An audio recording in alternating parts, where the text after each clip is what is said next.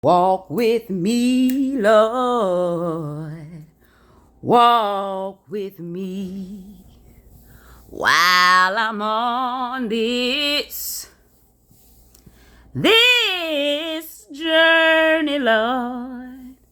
I want Jesus every day of my life to walk with me. Let me tell you how God walks. Let me tell you how God, when you walking with God, let me tell you how your walk might look in the natural.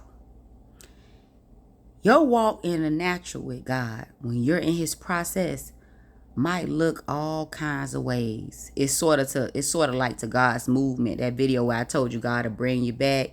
It's almost like he do you like that. Because he bring you back to something, but then it's to catapult you forward. Well, when you walk with God, in the natural, it look a little bit different. You be walking one way. In the natural now. In the natural, you might go left and might have to hurry up and come back right to pick back up something. And then go back left. Okay? To then stop. Then walk a little bit straight forward. Then you might have to turn around, pivot, and walk back to go get something else. This is what it looked like in the natural. But the whole while in the spirit, you walk in a straight line. Hey, glory be to God. You walk in a straight line into what God will have you. Now it seems unorthodox. It's like, well, Lord, I don't know what you're doing now. Lord, I don't know what you're doing now. Now this don't even make no sense now here. You God. But this right here don't look like God. Don't look like, it's not looking like. It's not feeling like. It's not seeming like. You go through all this in your natural walk with God. But you know what God is doing in that whole process? While you around here look like you going around in circles.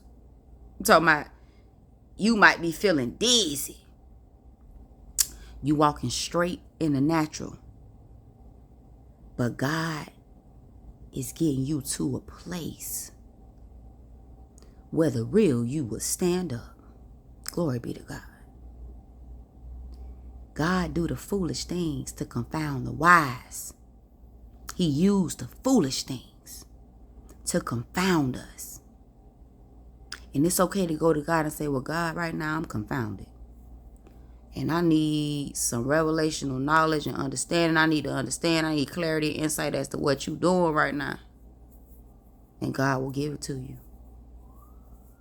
Okay? Then after you go through all that, you might even go off in a rage, or you might just go, out of frustration to God and just dumping everything on God. God, that's what God wants. He wants you to do that. Like how David did in Psalms. How Jeremiah did in Jeremiah. In the book of Jeremiah. Okay? Yeah. Sometimes we got to cry out to God. Sometimes we got to give God our heart and our frustration and what's on our heart. So he can get to know. He already know who you is. But so you can get to know more of who he is. And what he requires from us. And then he'll turn around after you do all that. And then he'll get you in this relaxed state. And then he'll restore. He'll make you laugh. He'll give you something to be so joyful about that might move you into tears of how good he is. God does that. He does that. He takes you through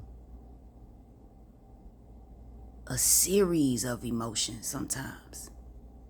Yeah. Yeah. You know why God used women? Because we are emotional.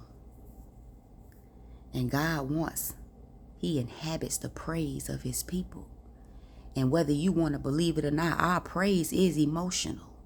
Yeah, it is. that passion that you have for God that you sing out of, that loving heart that you got for God that you sing out of, that's filled with love. Praise is honor. It's adoration unto God. It's emotion. It is. That's why God used women. Because we are emotional creatures. And although the soul is made up of the mind, will, and the emotions, we got to be delivered from the wrong kind of emotions. That's two different things, all right? So we don't want to mix it up.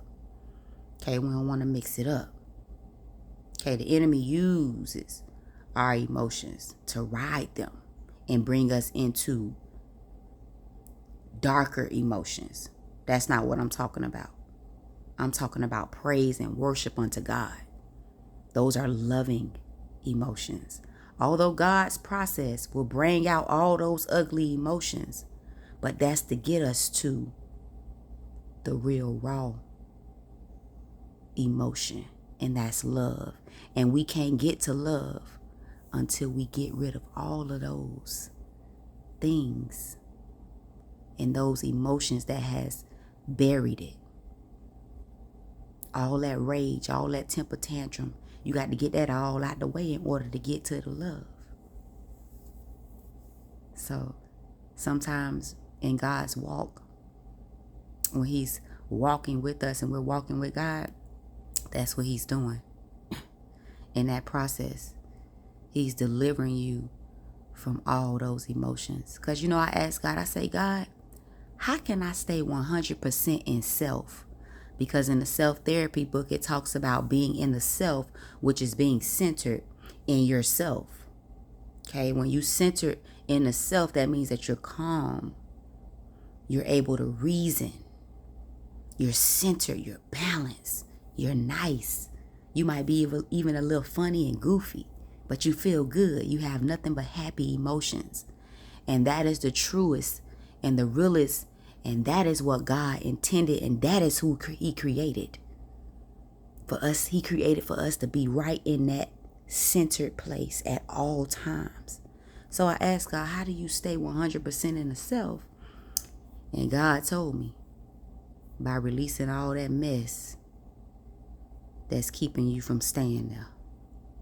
Releasing all them emotions that's keeping you from staying there. All that pent up rage that you keep trying to pacify and you keep trying to be passive about, and you keep just trying to dummy them down instead of feeling them so they can come up to the surface so they can be released. This is how we stay 100% centered in God, if you will. All right, I hope that this helps you. I don't want to keep talking, but I just want to talk about God's walk. Okay? Although it might look like you walking all over the place, just know that you're walking straight in the spirit, especially if you're following God's guidance, okay? And you're being obedient to his word, then you're walking straight in the spirit. Even though in the natural it might look like you're going around in circles. It's all for God's glory, and it's a part of his process. So continue to trust God. I love you. Until next time, be blessed.